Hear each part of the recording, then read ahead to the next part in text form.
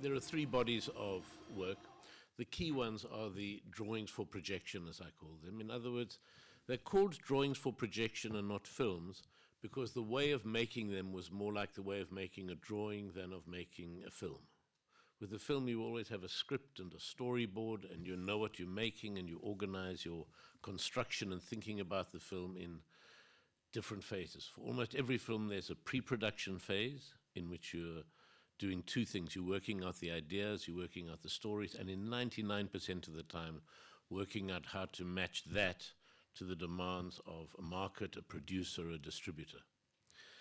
And you may spend a year doing that, and then you may spend 2 weeks practicing your craft, making the film, and then another year trying to sell the film and have it shown. And the idea of these animated films was that it had to invert that process entirely. That the day one wanted to thought about a film was the day the first film could go through the gate of the camera and you could start having material gathered.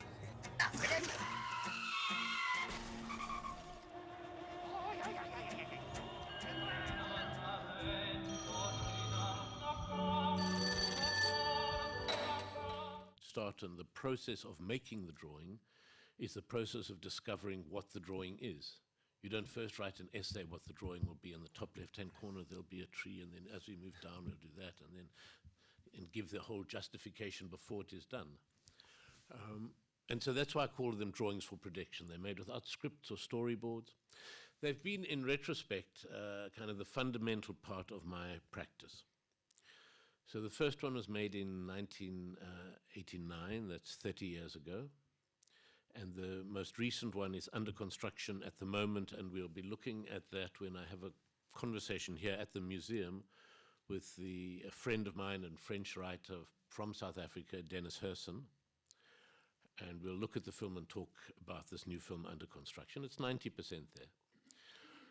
And so every few years, and by now the gaps become longer, I come back to working on these films with the same principle. You can't think of the storyboard. You obviously have an impulse, 1 or 2 images in my head, and start with that, and allow the 6 months or the year that it takes to make a film to be the period of trying to find, not the answers to questions, but to find what the stupid questions themselves are.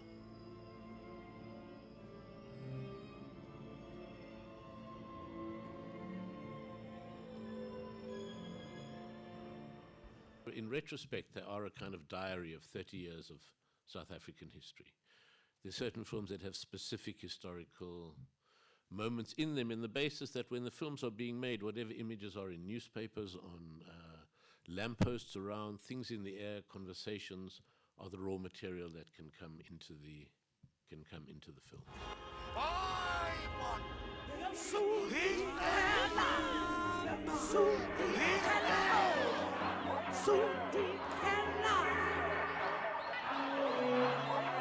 When I started these films, that was in 1989, there was no expectation at all that A, the work I was doing would turn into a film, B, that the film would ever be seen in a museum, and C, that there would ever be a series of them. And if someone had said to me at the start, okay, be careful about who you choose, who your characters are. These are going to be with you for 30 years. They're going to be seen in many different places. I'd have been terrorized. Then I'd have thought, okay, so demographically, I better make sure that there's 2 black people and 1 black, and it must be a woman, and it can't be 2 Jewish, and it must be all of those different elements of responsibility. But because this was a film made to stop drawing, I thought I need to stop drawing and do something else. I said it's going to be made with no rules. I'm not going to question who the people are, what it means, and we'll see what it becomes. And the 2 characters in the early films, Now There's Just Soho, came from an image in a dream. And the names came from an image in a dream. And because I needed a character, I needed someone to be drawing. And I'd drawn a lot of trade union posters in the past, and there'd been the figure of the industrialist, and I played the industrialist in agitprop theatre. And so one person in a suit was one of the characters, and the one person without clothes was the other. And only after a few films did I realize that they were both kind of inside me. And once I realized that, it was a disaster, because then I could no longer have the distance to Soho that I'd had before. And So he shifted and changed. He's become much less active. Each time I start a film, I say he's got to again devour the world. And each time he ends up in the end just sort of sitting and watching it collapse around him. There was a kind of a roughness of not knowing what I was doing in those first films at all. But that's a kind of an innocence that's not possible to claim. One would have to find it in a different. So they have to work in a different way now.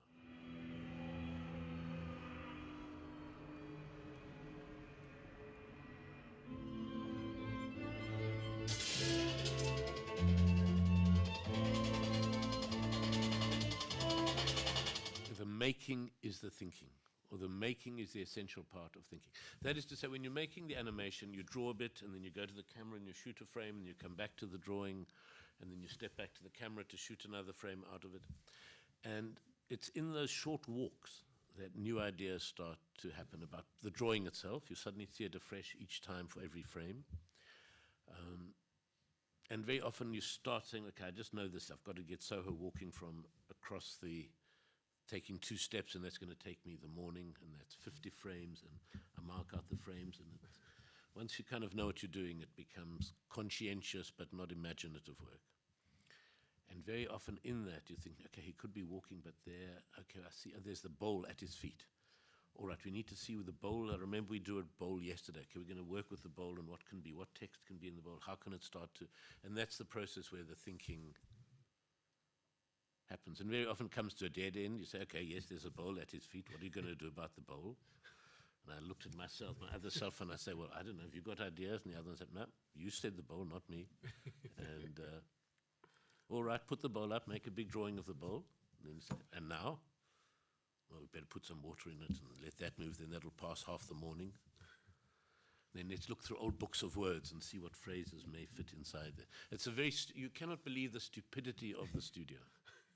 It really is. It's always astonishing that anything that's not just rubbish comes out. Because the process itself is a kind of, at a certain point, it has to be an unreflective, dumb process.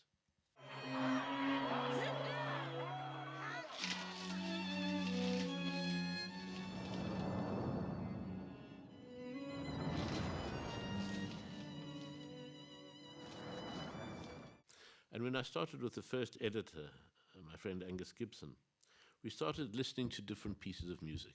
And we found that it works in 3 ways. Obviously, the way one associates with film music is it sets a mood.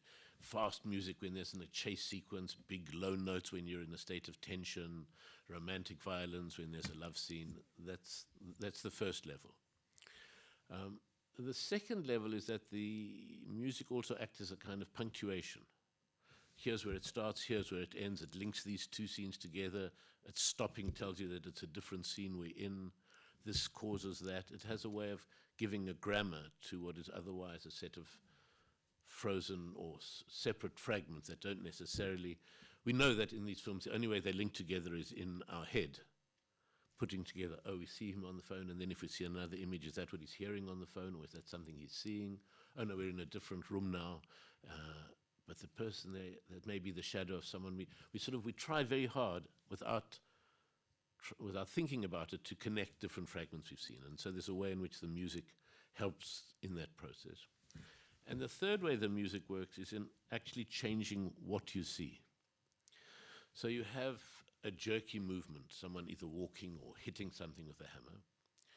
With some music, it becomes almost unwatchable. All you see is the different jerks of it. And with a different piece of music, your eye believes in a smoothness of the movement. The movement gets a kind of it's a correctness of purpose, of energy. And you play the exact same piece of film with 2 different pieces of music, and one faster and one slower. You cannot believe the image has not speeded up. Your brain feels it in a different way.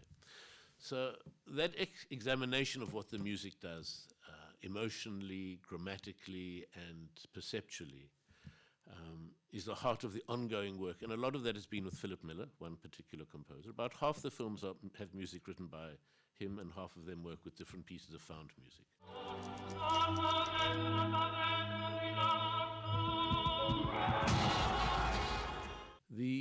second body of work, which is also a longer term, though I think maybe 15 years, not 30 years, are the sets of tapestries, of which I think we have eight tapestries up in the exhibition.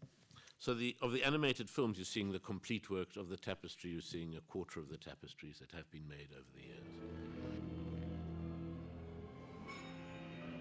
And a tapestry for me is interesting that it's a kind of, it has similarities to film.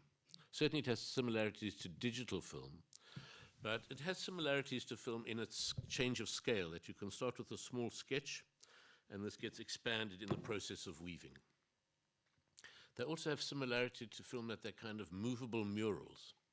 You know, you can put your projector here and you have a mural on that wall while the film is on, or on that wall, and the tapestries can be hung there or there, but they're not the scale of an oil painting. It's the scale of something larger than that. Over the years, they've covered different subjects, from porters, which are like More Sweetie Play the Dance, to horses that relate to the Shostakovich opera, The Nose. They're made by a tapestry studio outside Johannesburg, and the sheep that grow the mohair live in Lesotho, one country inside South Africa, and the mohair from the goats is dyed and spun in villages in Swaziland. And then the spun wool, which is often dyed in Swaziland, sometimes in Johannesburg, comes to Johannesburg, where there's a team of about 15 women, almost all from Swaziland, who are the weavers that make the tapestries. It's interesting to show tapestries in this part of the world because of the extraordinary tapestry tradition in Flanders and coming up through here, into the Netherlands. But there is something of the, the historically of what the thread and weaving is, of Clotho Lachesis and Atropos, the one who spun the thread, the one who wove your life, and the one who cut your life at the end. All of these things are built into these ancient techniques. What's also interesting with this weaving process, the spinning is done in Swaziland, and the women live in villages up and down hills, and it's a real cottage industry. And they were given, or the person who employs them to do this gave them wooden spinning wheels, like beautiful, like a Grimm's fairy tale spinning wheel, but they're very awkward and cumbersome. And so what is used now, what they prefer, are old bicycle wheels. And so you see people walking around up and down the hills with the Marcel Duchamp on their head. Two spokes and a bicycle wheel and a platform here, walking around. So it's kind of bringing those kinds of forms, and all those associations are then built into that, from the ancient Greeks to early 20th century to contemporary questions of labor and its division in rural areas.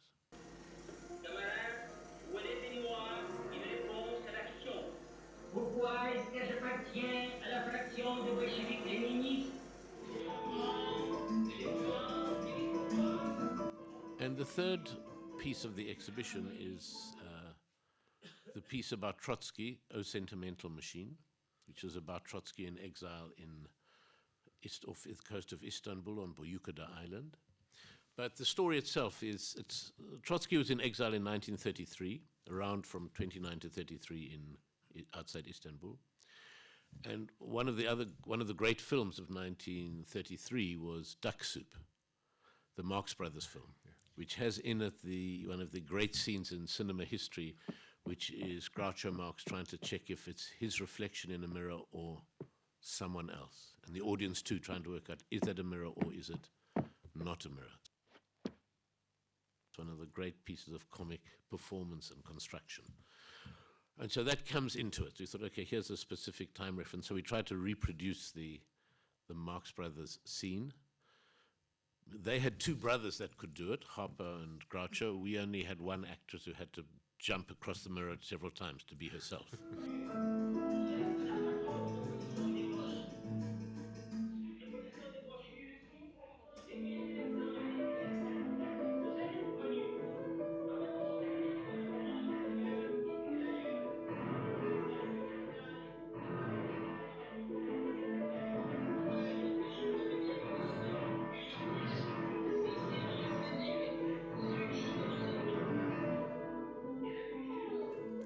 At the same time, in the other direction, there was this belief in the perfectibility of machines. And there was a novel in which there was a perfect machine that could do everything. It could bake a cake, it could fire a weapon, it could clean your house, it could blow up the Eiffel Tower, had all powers. And then the machine, which can do everything, goes and falls in love and starts singing sentimental songs. So it's about kind of artificial intelligence and where it breaks down and where a kind of controllable society breaks down, which is why it's the machine in love with the secretary. So those were kind of the elements that came into it, and Trotski, he's there in one of the windows of the rooms talking to you the whole time. But it's part of an ongoing series of films and projects that have to do with the edges of utopia, the sort of the end of utopian thinking.